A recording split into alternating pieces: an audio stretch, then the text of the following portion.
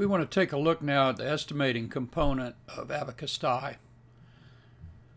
We'll take this same file we've been working on, Patrick. We've only got one report in this particular file, as shown here. If we were doing a supplemental, we would click New Report, go over to the reporter, and enter new information, for instance, a new estimate or supplemental estimate if that was required. We're going to go back, delete that, and go to the existing estimate. First, a word about the various tabs. Risk and photos offer the capacity to enter several, an indefinite number of forms for that particular report. So you could have several risk reports if you had several buildings on one loss statement. Similarly, for photos, of course, you're going to have multiple photos. There's only one estimate, one statement of loss, one proof of loss. We'll skip the NFIP for right now. That's essentially the same way. They've got one of everything. With the exception of narratives, you can do multiple narratives for one report. One short form caption. Notes, you can do multiple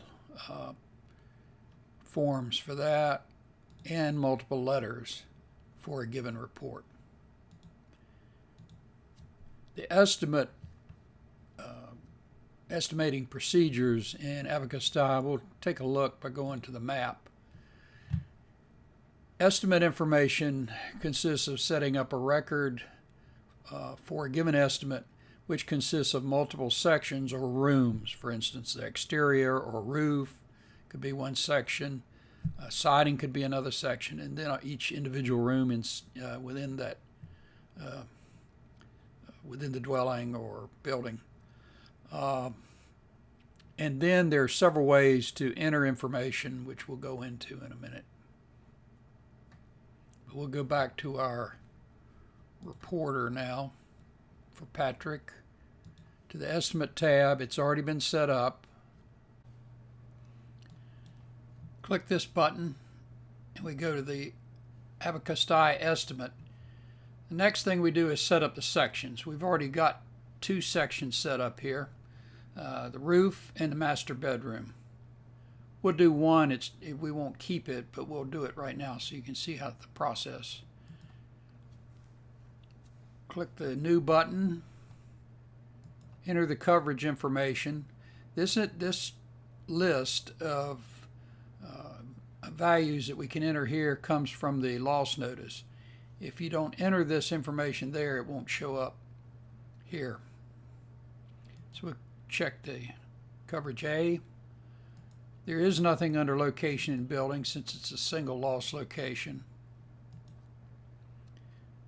We choose, let's say, bath.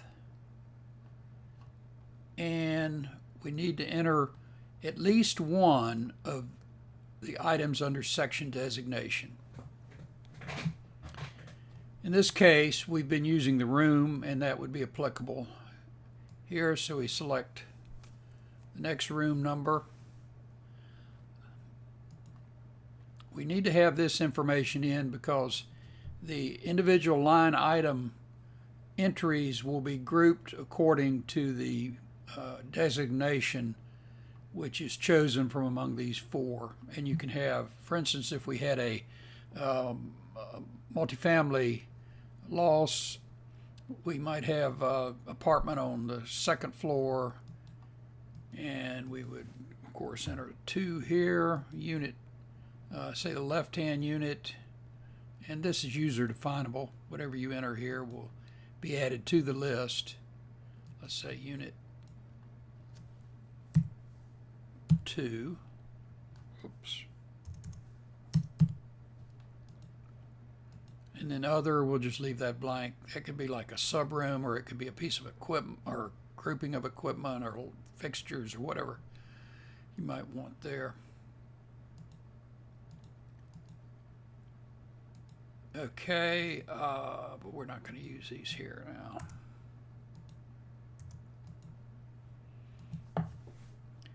Then once its information is entered, you go to the estimate and begin to enter the line items. You can enter all your sections first if you want to, and then go to the individually or as a group to the estimate and begin to enter your line items. Or you can do it room by room as you go. In addition to these three items which have been entered, we also have overhead and profit and sales tax figures which would be applied to the whole section. This information is taken from the defaults up here, overhead, profit, and sales tax. This in turn is taken from the system defaults in the screen here.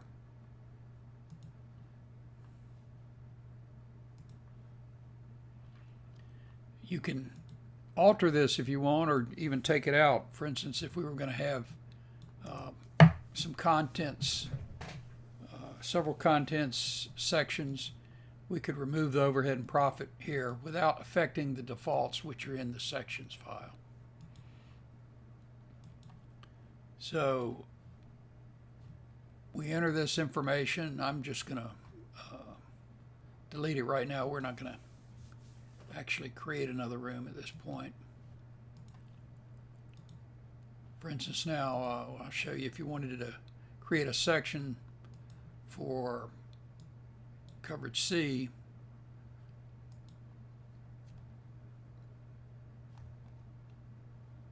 See, in the master bedroom they had some furniture damage. Notice overhead and profit is not entered now. Room could be 3, or it could be 1, or it could be the same as the room number up here. It doesn't matter as long as you have one unique designation under section designation per coverage. Okay, we're going to delete this.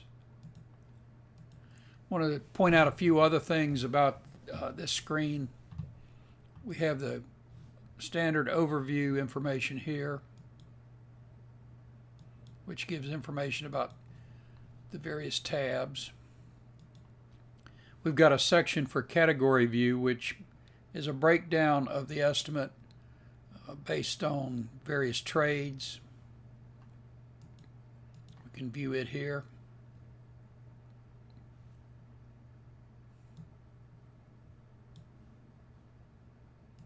Another breakdown per construction divisions. These are used in commercial, institutional, and architectural work for general divisions of the labor.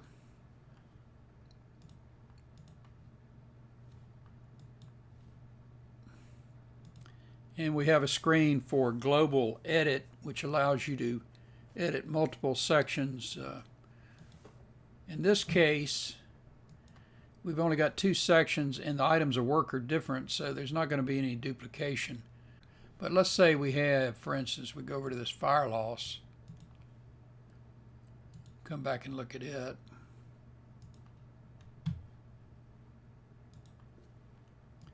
Now if we go down to, let's say, paint, plaster, drywall,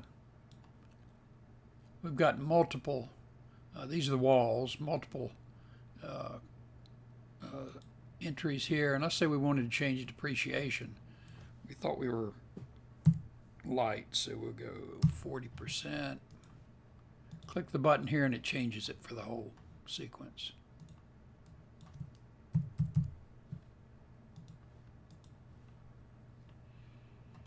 Finally, we have a section for copying sections. Let's go back to the estimate we were working on.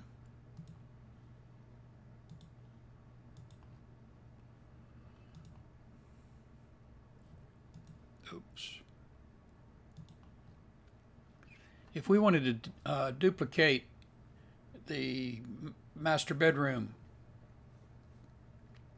say they had another bedroom was similarly damaged, all you have to do is select this individual duplicate button, and it's going to duplicate that item with all the measurements for the room and all the line items as well.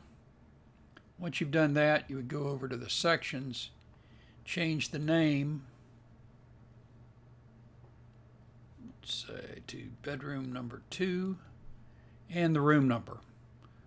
Otherwise, it's going to be grouped with the master bedroom if you don't. So we've got 3, and then you would go into the individual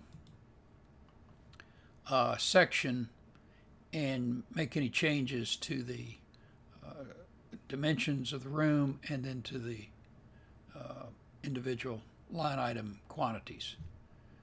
We'll take a look at that a little later.